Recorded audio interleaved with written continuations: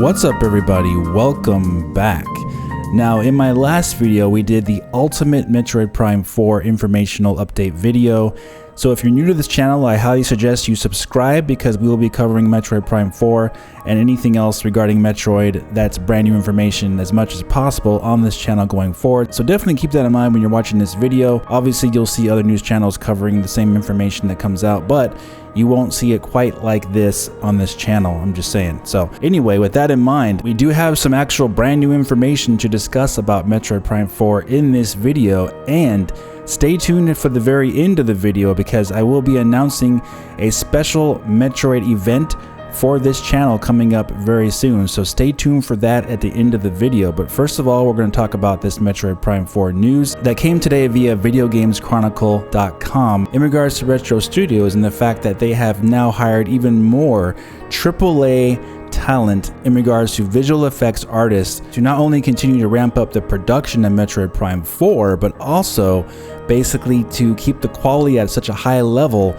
and to increase the time frame that they're going to be getting this game done. And we'll talk more about that in just a moment. But first of all, let's talk about these visual effects artists that they hired and what makes this such big news. First of all, they hired Adab Morales, who previously worked on Battlefield Hardline and the canceled Star Wars Ragtag project at EA's Visual Studio, which is now no longer in existence since they closed that studio down, which was a very sad situation, of course, that we heard about. But also on top of that, this developer Morales also worked on another game from Blizzard, which was the now canceled StarCraft first-person shooter. So those are some of the projects he worked on. And also they hired Brian Eric, who previously was the lead visual effects artist at Crystal Dynamics' Shadow of the Tomb Raider. And in addition to him, they also hired Nicholas Wilson, who actually has worked in the Borderlands studios for 12 years at Gearbox, and now he has joined Retro Studios as a visual effects artist. And this, mind you, is already in combination with what I thought personally was already a huge, awesome development team that they were already building with the former Halo artists that they hired in 2019, and also multiple different developers who worked with the Crysis teams and CryEngine. And even before all those hirings, Retro Studios was already a massive quality developer in the first place. They had already released big games like Donkey Kong Country Tropical Freeze and Donkey Kong Country Returns. And of course, as we know, as time went on though, they did lose quite a bit of their developers. So for them hiring these big time AAA developers who worked on these huge games in the past is really a first time for Nintendo that they have done this as far as publicly, as far as I'm concerned. I can remember a time in the past where Nintendo or Retro Studios has gone out and hired these big name developers that basically are well known for their AAA experience. Obviously, a lot of Retro Studios games in the past, that's when they made their name known as being this great company, and by making games like Metroid Prime, Metroid Prime 2, Metroid Prime 3. But the guys who worked on those games weren't necessarily household names that everyone knew about. These guys, though, that they're hiring from these AAA developers are actually well known, and their projects are well known as well. I mean, when we talk about Tomb Raider, Halo, Crysis, Borderlands, Star Wars, you know, all these games are just huge, well-known games. Battlefield, for example, too.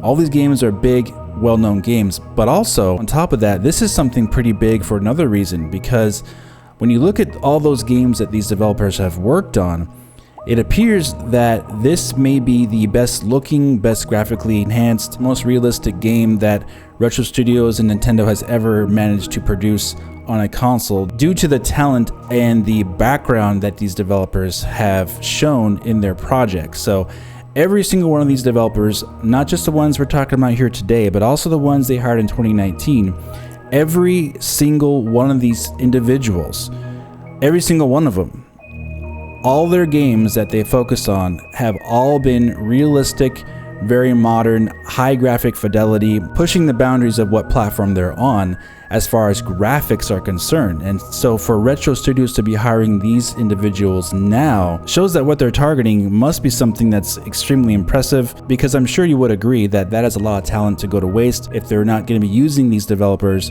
to their full potential. These are top tier developers that are using the most advanced tools and APIs and programs in the industry to make the most realistic looking games that are, you know, currently on the market at their given time. Like Shadow of the Tomb Raider was actually a very good looking game. It had very advanced uses of PBR, physically based rendering, in its mud effects and how it interacted with the world. You could actually use the mud and dirt in Shadow of the Tomb Raider to actually cover your body up to be unseen by the enemy and create camouflage and things like that, and use it as actually a tool in the environment to your advantage. Now, of course, Shadow of the Tomb Raider itself was, a good to average game. It wasn't that great, it wasn't as good as previous games, but as far as the actual technical makeup of the game, it was very, very impressive for what it was trying to accomplish at the time. And also, like my friend Rob from Rule 2 Review brought out earlier in his video today, every single one of these are visual effects artists that they're hiring. So the main purpose of why these people are being hired is for the graphics. And since when has Nintendo really focused on graphics, right? They haven't done that in quite a while.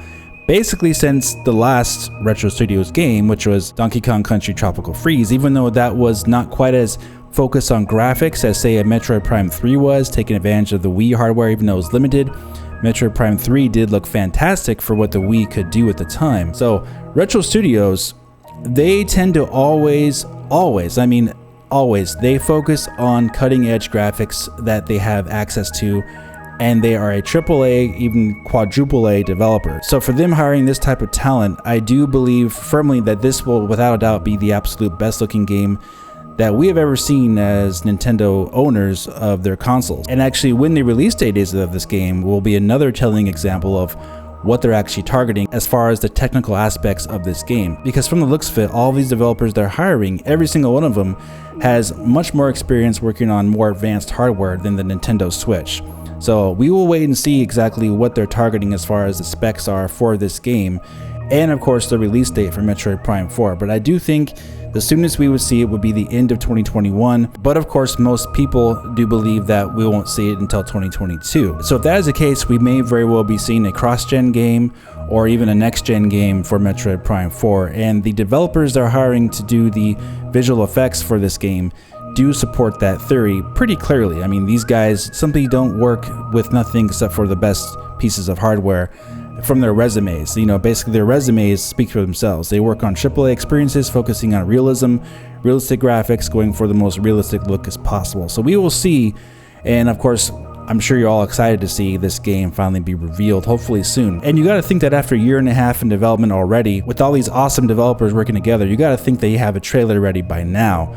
So we could actually be seeing something this year as far as a preview is concerned, seeing actual gameplay, or at least some type of, level design trailer or something they got to show for Metroid Prime 4. Because you got to think Retro Studios already had some idea of where they wanted to go with a Metroid Prime 4 probably years ago, even before they went on to different projects, because it was talked about as far back as 2014 that Nintendo would like to have Retro Studios work on a Metroid Prime 4, and then things changed and they chose someone else. So no doubt Retro Studios probably already had in their mind exactly where they wanted to go with the gameplay. But as far as the actual, software in development and the graphics and the tools and everything, they were not there, obviously. So it remains to be seen how quickly they could pull us all together. Because if a developer already has tested their gameplay mechanics and already has an idea of where they want to go, already has storyboards written, then the actual game itself probably wouldn't take too long to make with all these amazing AAA developers, right? So it may take 3 years, it may take 2.5 years, who knows? So we'll have to wait and see about that, but it is very exciting to hear more about Metroid Prime 4, and where they're going with development is extremely high quality, and that's what you want, and they have more of it too. So a lot of developers working on this game, and every single one of them is a top tier AAA developer who has multiple years of experience developing AAA realistic games with best in class graphics. So definitely something to watch out for with Metroid Prime 4. Now, at the beginning of the video, I said I had an announcement to make for Metroid on this channel. So the announcement is that I have a full game playthrough of Super Metroid planned and ready to produce on this channel. And on top of that, during this event of the full playthrough of Super Metroid, I have a documentary of sorts of my own experience, my own personal story of Super Metroid and the history of it and the 16-bit era and how it played a big part in that. So I'm currently planning this event to be this weekend, Saturday or Sunday, which would be May 16th or May 17th. I haven't decided just yet of what time to post it. It's going to be a long event, so it's probably going to be about 6 hours long. So if you have some time to spare, if you want to sit back and relax and enjoy Super Metroid with me and my history with the game, it's going to be a big event and I'm going to promote it and everything like that. It'll be a lot of fun. I hope you guys all can make it. But I will be announcing the exact timing, whether it's going to be Saturday or Sunday, on Twitter and on my community page. But it's definitely something you want to watch out for if you're a Metroid fan. Definitely something you want to join me with. I'll be there in the chat discussing everything with you guys as well during that big event that I have planned for Metroid. And if you never played Super Metroid before, think of that as a good example of why the game is such a big landmark title in video game history. Alright guys, that's going to do it for this video. If you did enjoy it, please hit the like button, subscribe for more, and I'll talk to you very soon in the next video. Have a great day.